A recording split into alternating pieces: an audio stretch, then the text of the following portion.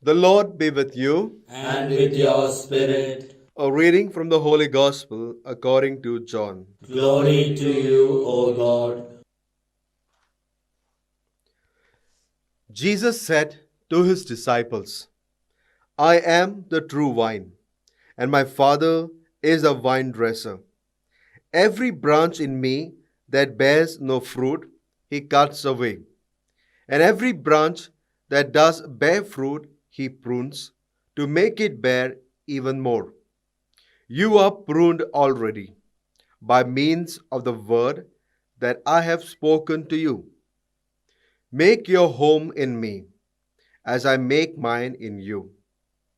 As a branch cannot bear fruit all by itself, but must remain part of the vine, neither can you unless you remain in me. I am the vine, you are the branches. Whoever remains in me, with me in him, bears fruit in plenty. For cut off from me, you can do nothing. Anyone who does not remain in me is like a branch that has been thrown away. He withers. These branches are collected and thrown on the fire, and they are burned. If you remain in me, and my words remain in you, you may ask what you will, and you shall get it. It is to the glory of my Father that you should bear much fruit, and then you will be my disciples. The Gospel of the Lord. Praise to you, Lord Jesus Christ. My dear brothers and sisters in Jesus Christ, Saint Mother Teresa of Calcutta used to say in her life that we are not called to be successful, but we are called to be faithful. And when we look at her life, we see that she remained faithful to her call to love and serve the poor.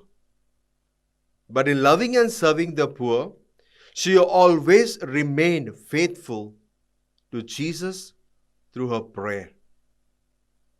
And because of that, whatever she did, she had God in that. And because of having God in her works, the works which she did, people call her that she is the real mother. My dear brothers and sisters, in the gospel passage of today, Jesus is asking each one of us to remain in him. And why does Jesus want us to remain in him? Because in him we have the strength. It is in Jesus that we have life. On our own, we can do nothing. And that is why Jesus wants us to abide in him or to remain with him. And the example that he gives before us is the vine. How the branches are always united to the vine. Branches on their own, they can't do nothing. They have to remain united to the vine. And then only they are able to bear fruits.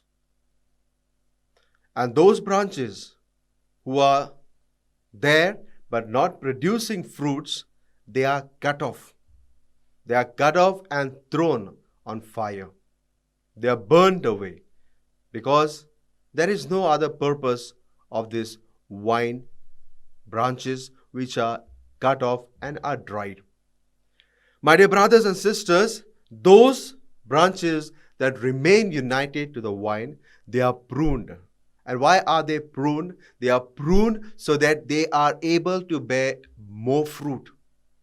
And why more fruit? Because they are pruned, they are taken into consideration because of their close union. And Jesus tells each one of us, if we are remaining in him, if we are abiding in him, he will see that we are able to bear much fruit. But if we only remain and don't bear fruit, we will be cut off, because we will be only taking and not giving it. Jesus wants us to bear fruit. He wants us to go and preach the good news. First, by remaining with Him, experiencing Him, and that experience we are called to give it to our brothers and sisters. If I in my life have no experience of Jesus, then my teaching or my preaching or my way of life is all fake. It will have no impact. And that is why if we need to be faithful, if we need to be effective, that we need to remain in Jesus. Jesus Himself, throughout His life, He always remained faithful to His Abba Father. Early in the mornings or late in the nights, He always spent time in prayer, talking to God, telling Him all that He was going through, surrendering Himself, consulting His Abba Father, listening to His Abba Father. And therefore He was able to do what He was sent to do. My dear brothers and sisters, the gospel message is very clear to each one of us. If we need to be effective, if I want my life to be a source of blessing, then I need to remain in Jesus. My dear brothers and sisters, in this world of today, we are always very busy. Every time we say we are busy in doing what we are not supposed to be doing, simply doing to kill time or to pass time. And therefore we are not able to have that experience of God in our lives. We are not able to be happy. Where is that joy that we are longing? We search for that joy in these material things. We search for that happiness in these worldly pleasures. But the real joy, the real happiness that Jesus is offering to each one of us is by asking us or by inviting us to abide in Him, to make our hearts a home for Him. So, my dear brothers and sisters, let us not give excuses by saying we are busy and remain disconnected to God. By remaining disconnected to God, we cannot be connected to anything. It is first and foremost, we need to be connected to God, and only then we will be able to give, or we will be able to be connected to the others.